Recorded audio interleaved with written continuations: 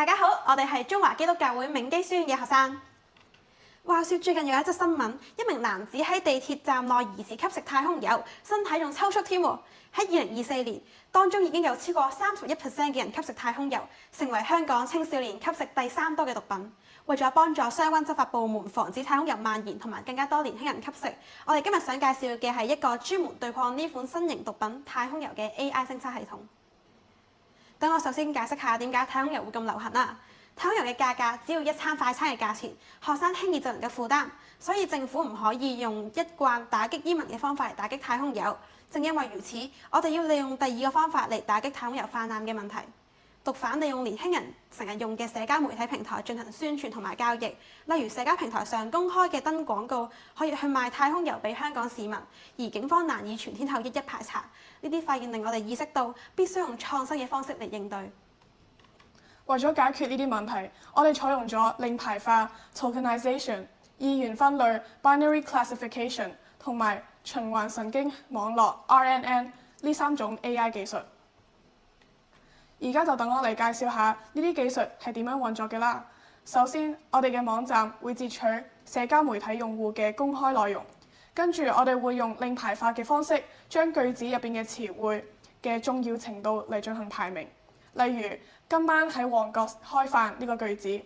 ，AI 經過語義分析之後，就會將開飯擺喺第一個位置，因為呢個係句子入邊最重要嘅詞彙。接住落嚟就係旺角今晚喺。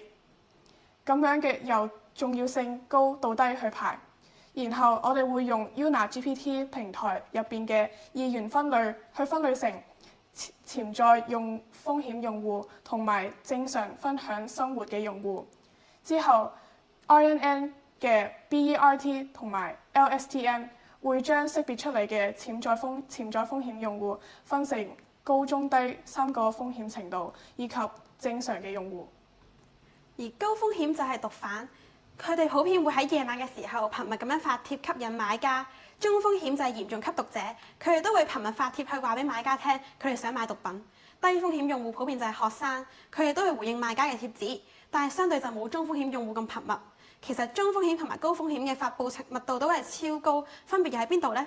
分別就在於高風險用戶多數會喺最多人使用社交媒體嘅時間發布，而中風險用戶就係全日都有可能發布。你可能問點解我哋仲要分埋正常嘅用戶呢？因為有時 AI 都會喺二元分類嘅過程中，將正常嘅用戶誤解為有接觸毒品嘅人，即係 false positives。所以我哋喺潛在用戶嘅區域多加咗呢一項，咁就可以提高 AI 識別嘅準確度。最後，平台會將高、中、低風險用戶嘅網際協定位置 IP address 同埋實體位置 MAC address 嘅數據庫記錄。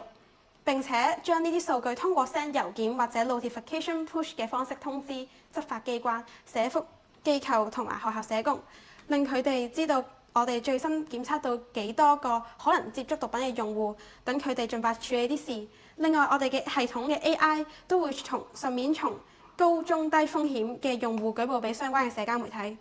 呢套系統能夠同時幫助3類使用者，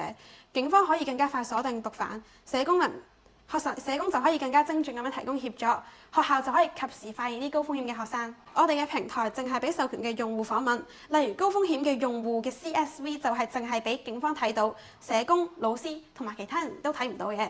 除此之外，我哋仲使用多因素驗證並禁用高風險 MAC address 設備訪問平台，令我哋平台資料更加安全。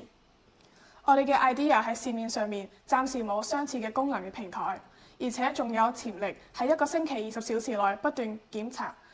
我哋曾經試用咗100個用戶數據嚟喺令 AI 分辨唔同嘅用戶，最後淨係需要40幾秒就可以成功分到所有嘅數據。我哋相信透過繼續發展同埋使用呢個 AI 技術，一定可以成功減少太空油嘅傳播。多謝大家。